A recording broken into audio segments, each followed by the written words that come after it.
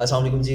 ये video specially ख़वातीन के लिए है। वो फ़ीमेल्स जो हाउसवाइफ हैं, घर में काम शाम करती हैं, खाना बनाना होता है, बाकी एक्टिविटीज़ करनी होती हैं। एक बहुत ही कॉमन इशू है, लेकिन उसकी वजह से बहुत से लोग परेशान हैं और प्रॉपर ट्रीटमेंट नहीं हो पाता। उसकी रीज़न ये है कि अवेयरनेस ना होने के बराबर है। हमारे पास अक्सर पेशेंट रूटीन में इस कंप्लेंट के साथ आ रहे हैं। अभी हमारे पास पेशेंट मौजूद हैं, हम इनसे बात भी करेंगे, इनकी हिस्ट्री लेंगे कि इनको क्या इशू है।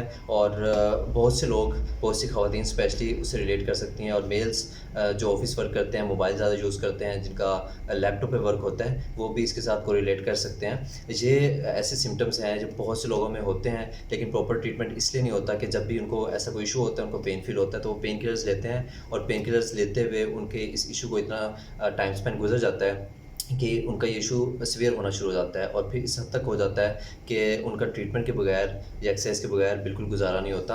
अभी हमारे पास पेशेंट मौजूद हैं, हम इनसे बात करते हैं कि इनकी क्या सिम्टम्स हैं। मुझे पिछले 2-3 मंथ से कंधों में बहुत पेन है, नेक में भी बहुत पेन है और जिसकी वजह से मेरे हेडेक बहुत है और आँखों में बहुत अकड़ा हुआ है।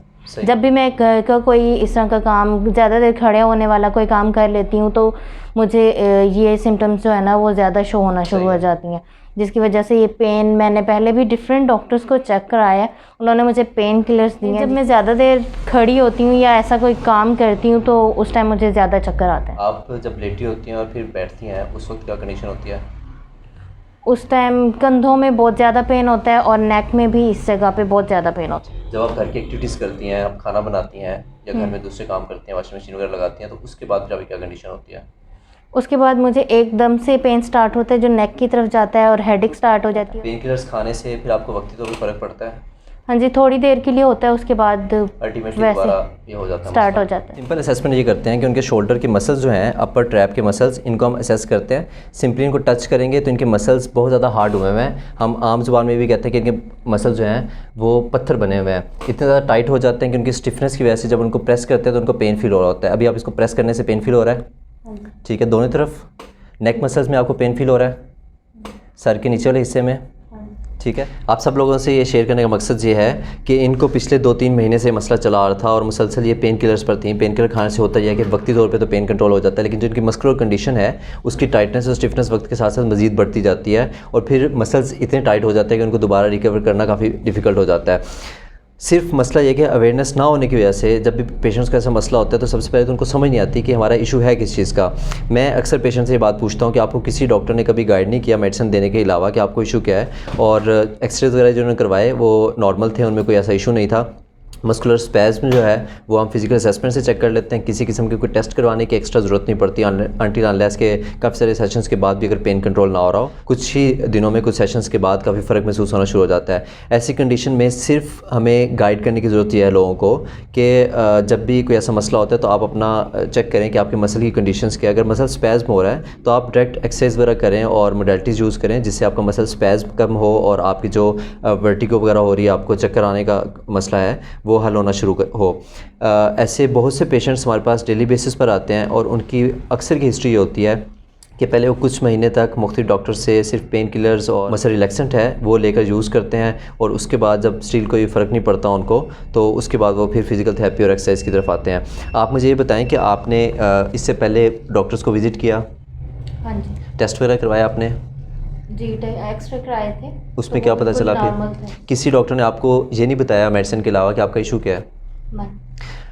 अक्सर पेशेंट्स ये आकर बताते हैं जब उनसे पूछें, इनके केस में मैंने जब इनसे पूछा कि आपको मसला क्या है तो इन्होंने कहा कि मुझे खुद नहीं पता कि मुझे क्या मसला है। हालांकि जब भी कोई प्रॉब्लम किसी पेशेंट को होता है और उस प्रॉब्लम को कुछ महीने हो जाए, लाइक अगर किसी डिजीज़ में हमें 2-3 महीने हो गए हैं तो हमारा सब जो मेडिकल कम्युनिटी है, मैं उनसे ज़रूर रिक्वेस्ट करता हूँ कि जब भी आपके पास पेशेंट आए तो आप पेशेंट को थोड़ा सा टाइम निकाल के सादा ज़ुबान में ये ज़रूर बताएँ कि आपका इशू क्या है, ताकि पेशेंट को उनके मसले की जब समझ आ जाएगी तो ट्रीटमेंट की तरफ जाना और उनको ये उनके लिए डिसीजन लेना कि हमारे लिए कौन सा ट्रीटमेंट बेहतर है वो इजी हो जाता है। और सब पेशेंट्स को भी मैं ये ज़रूर गाइड करूँगा कि जब भी वो डॉक्टर को विज़िट करें तो आप को जब वो प्रिस्क्रिप्शन देते हैं उसके साथ आप उनसे ये ज़रूर क्वेश्चन करें, और ये आपका राइट है डॉक्टर को क्वेश्चन करना कि वो आपको आपके मसले के बारे में आसान ज़ुबान में समझाए कि आपका क्या इशू है। अच्छा, अभी आप हमें ये बताएं कि आपके अभी कुछ सेशंस जो हुए हैं तो उन सेशंस में आपको कैसा फ़ील हुआ है?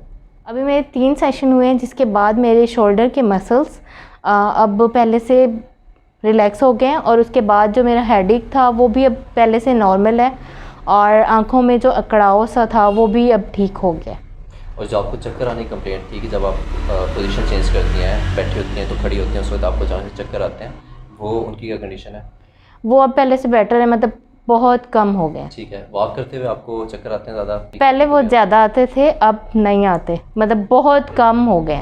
ये सिम्टम्स सुनने के बाद बहुत से लोग इससे को रिलेट कर सकते हैं, चूँकि ये बहुत ही कॉमन कंडीशन है। घर में काम करने वाली बहुत सी ख़वातीन को इशू होता है, और ऑफिस वर्कर्स जो हैं, कंप्यूटर यूज़र्स, मोबाइल यूज़र्स, उनमें भी ये इशू बहुत ज़्यादा कॉमन है। लेकिन इसमें सबसे बड़ा मसला ये आता है कि जब भी ख़वातीन ये कंप्लेंट करती है अपने घर वालों को कि उनको ये पेन फील हो रही है, उनको स्टिफनेस फील हो रही है, और उनको हेडेक होता है या इस तरह कोई इशू होता है, तो डायग्नोस्टिक टेस्ट करवाने पर, यानी एक्सरे वगैरह करवाने पर कोई ऐसी फाइंडिंग्स नहीं मिलती, उनमें कोई बोनी चेंजेस नहीं आई होती, या कोई ऐसी चेंजेस नहीं अमूमन नज़र आ रही होती हैं जिनकी बेस पर कोई डायग्नोसिस बनाया जा सके। जो अमूमन पेन किलर खाने की तरफ वो लोग चले जाते हैं और कोई ऐसा डायग्नोसिस नहीं बनाते। उसके बाद जब घर वाले ये देखते हैं कि डॉक्टर ने कई दफ़ा कहा है या एक्सरेज में भी शो हो रहा है कि कोई ऐसा कोई इशू, उनको कोई इशू है नहीं, तो घर वाले ये समझना शुरू हो जाते हैं कि शायद कोई जो पेशेंट है वो टेंशन ले रहे हैं, या काम करने की वजह से उनको कोई मसला हो रहा होगा। और अमूमन घर में जो काम करने वाली ख़वातीन, जिनके बारे में मैंने पहले कहा कि इनमें ज़्यादा इशू होता है, और लोग इसको इग्नोर इसलिए भी कर देते हैं कि जो घर के मर्द होते हैं वो इस बात को समझते ही नहीं है कि घर में जो एक्टिविटीज़ कर रही हैं ख़वातीन, उस पर कितना टाइम लगता है और उनकी कितनी एनर्जी वेस्ट हो रही होती है। वो जब किचन में खड़े होकर काफ़ी देर तक खाना बनाती हैं, मुसलसल उनकी गर्दन झुकी रहती है। जब घर में वॉशिंग मशीन लगाती हैं और बाकी एक्टिविटीज़ करती हैं, सफाई वगैरह करती हैं, तो उनकी मुसलसल जो बॉडी पोस्चर होता है वो ऐसा होता है कि उनके मसल सारे स्टिफ हो रहे होते हैं, और वो इवेंचुअली जाके पेन उनको करते हैं उनके मसल्स में। तो ऐसी कंडीशंस जब भी आपके आसपास किसी को भी फील होती हैं, अगर आपको फील होती हैं, और एक्सरे वगैरह में या बाकी टेस्ट वगैरह में कुछ भी ऐसी एबनॉर्मल फाइंडिंग्स नहीं आ रही होती, तो आप सबसे पहले अपने मसल्स को चेक करें कि आपके मसल्स की टाइटनेस किस हद तक है। अगर आपके मसल्स में आपको प्रॉब्लम फील हो रहा है, उसमें टाइटनेस फील हो रही है, और ये सारे सिम्टम्स आपको रूटीन में फ़ील होते हैं एक्टिविटीज़ करने के बाद या सोने के बाद, तो एक तो ये कि आप अपना पोस्चर ठीक करें, दूसरा अपना जो पिलो का यूज़ है वो बेहतर करें, और अपनी एक्टिविटीज़ जो है उनको कंट्रोल करने की कोशिश करें। अगर आपका स्टिल पेन मैनेज नहीं हो रहा, या आपकी मसल की जो टाइटनेस है वो कम नहीं हो रही,